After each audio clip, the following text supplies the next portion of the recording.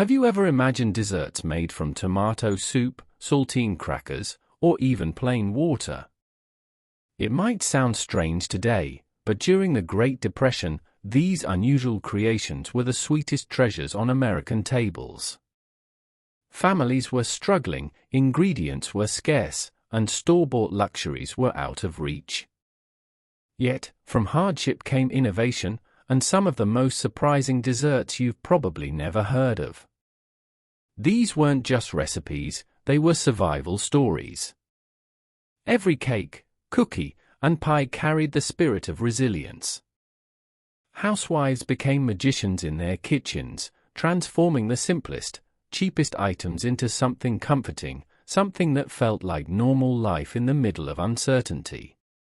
Imagine children sitting eagerly at the table, waiting for a dessert that didn't need sugar, milk, or eggs, but still managed to bring smiles.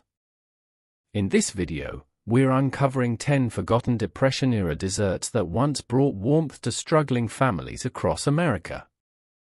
From the unexpected sweetness of potato candy to the mystery of vinegar pie, these recipes tell a story of creativity, hope, and the power of making do with what you had. So, stay with me till the end, you won't believe how resourceful dessert making used to be. It sounds almost unbelievable, but during the Depression, one of the most talked about desserts was made with a can of tomato soup. Yes, you heard that right. Tomato soup, the same one we usually pour into a bowl on a cold day, was transformed into a cake that fed countless families when ingredients were scarce. This unusual recipe wasn't just about being frugal, it was about survival mixed with creativity. Eggs, butter, and milk were either too expensive or simply unavailable. But canned goods, especially Campbell's tomato soup, were cheap, easy to find, and had a long shelf life. Women in the kitchen quickly realized that the soup's rich texture and spices like cinnamon, nutmeg, and cloves could combine with flour and sugar to create something that felt like a true cake. The tomato flavor didn't dominate. Instead, it melted into the background, leaving behind a moist, spiced cake that reminded families of gingerbread.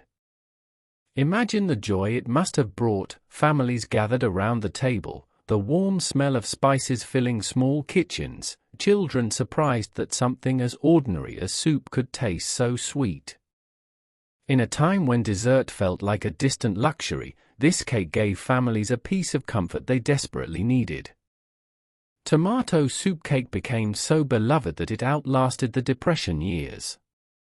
It appeared in cookbooks, church gatherings, and even mid-century recipe boxes.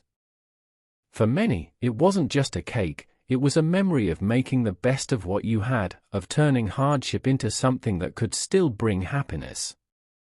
So the next time you open a can of tomato soup, think about the kitchens of the 1930s, where a little ingenuity turned soup into sweetness and scarcity into survival. If you've ever bitten into a warm slice of apple pie, you know it's the taste of home, comfort, and tradition. But during the Great Depression, apples were often too expensive or impossible to find.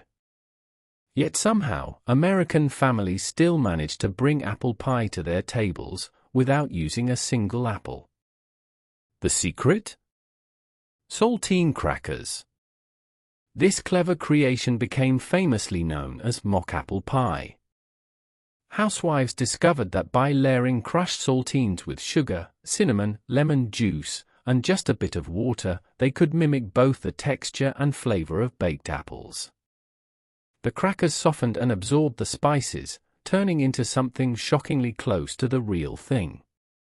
And when it was pulled from the oven, golden brown and fragrant, it fooled even the sharpest taste buds. Many people swore you couldn't tell the difference. For families who longed for a taste of normalcy, this recipe was more than dessert, it was hope on a plate. Imagine children taking their first bite, smiling wide, believing they were eating real apple pie. For mothers, it was proof that resourcefulness could fill the gaps left by scarcity. The recipe became so iconic that it even survived into the 20th century, showing up on the back of Ritz cracker boxes as a nostalgic favorite. What started as a desperate measure in the 1930s turned into a quirky classic, reminding generations of the resilience and creativity that shaped American kitchens. Mock apple pie was never about deception, it was about determination. It told families, we can still enjoy life's sweetness, even if we don't have everything we want. And in a world turned upside down by hardship, that small comfort was priceless. So the next time you see a box of crackers in your pantry, remember, in another time, in another kitchen, those same crackers were transformed into one of the most surprising pies America ever knew. Imagine sitting down at the table in the 1930s, expecting a sweet pie, only to discover the main ingredient was vinegar. Strange as it sounds, vinegar pie became a staple in countless homes during the Great Depression. At first thought, vinegar and dessert don't seem to belong in the same sentence, but this pie was a clever solution to a painful problem, the absence of lemons and other fresh fruits. Sugar, butter, eggs, and flour were sometimes still within reach, but citrus was out of the question for many struggling families. Vinegar, cheap and always in the pantry, offered the tart bite needed to mimic the brightness of lemon. Mixed with sugar, water, and a little spice, it created a custard-like filling that surprised people with its flavor. Baked inside a flaky crust, it looked and felt like a lemon pie, and for children who had never tasted real lemon, it was close enough to magic. This wasn't just a dessert, it was resilience on a plate. Housewives turned the most ordinary, humble ingredient into something indulgent, proving again that ingenuity could stretch far beyond necessity. Vinegar pie gave families a sense of normal life, even when nothing around them felt normal. It reminded them of holidays, of better times, of sweetness that could still exist in hardship. The recipe didn't fade with the Depression, either. Vinegar pie has been passed down in rural communities, kept alive by those who appreciate both its simplicity and its story. Today, it stands as a reminder that survival wasn't always about what you had, it was about what you could make from what you had. So the next time you pour vinegar into a salad or a sauce, remember this odd but comforting dessert. In the kitchens of Depression-era America, that same bottle of vinegar wasn't just a sour condiment, it was the secret to a pie that brought sweetness, hope, and a taste of luxury to tables that needed it most. When cupboards were nearly bare and families needed something sweet to end the day, many turned to a dessert that required almost nothing at all: cornstarch pudding. Simple, smooth, and surprisingly comforting, this Depression-era treat proved that even the humblest ingredients could be transformed into something that felt like luxury.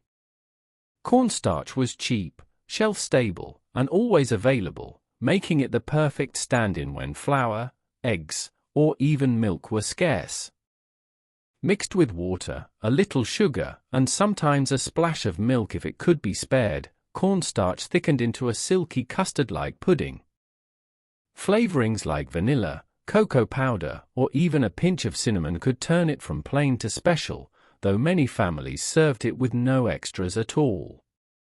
For children, it was a delight. Imagine the anticipation as the pudding cooled in a humble dish, its creamy texture setting just enough to be spooned out. It wasn't about richness or extravagance, it was about the small comfort of having something sweet on the table when so much else was missing. For parents, it was a quiet victory, proof that they could still provide a moment of joy, even with so little. Cornstarch pudding became a symbol of ingenuity in the kitchen. It taught families that dessert didn't need to be elaborate, it only needed to be made with love and resourcefulness. Many Depression-era cookbooks and community recipe collections proudly featured it as a budget miracle, and for good reason.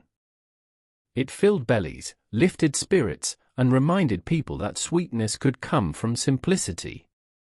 Today, it may sound too plain compared to modern desserts, but cornstarch pudding carries a story richer than its ingredients. It speaks of survival, of mothers and grandmothers stirring pots on tiny stoves, determined to create something that tasted like hope. And in those difficult years, hope was the sweetest ingredient of all.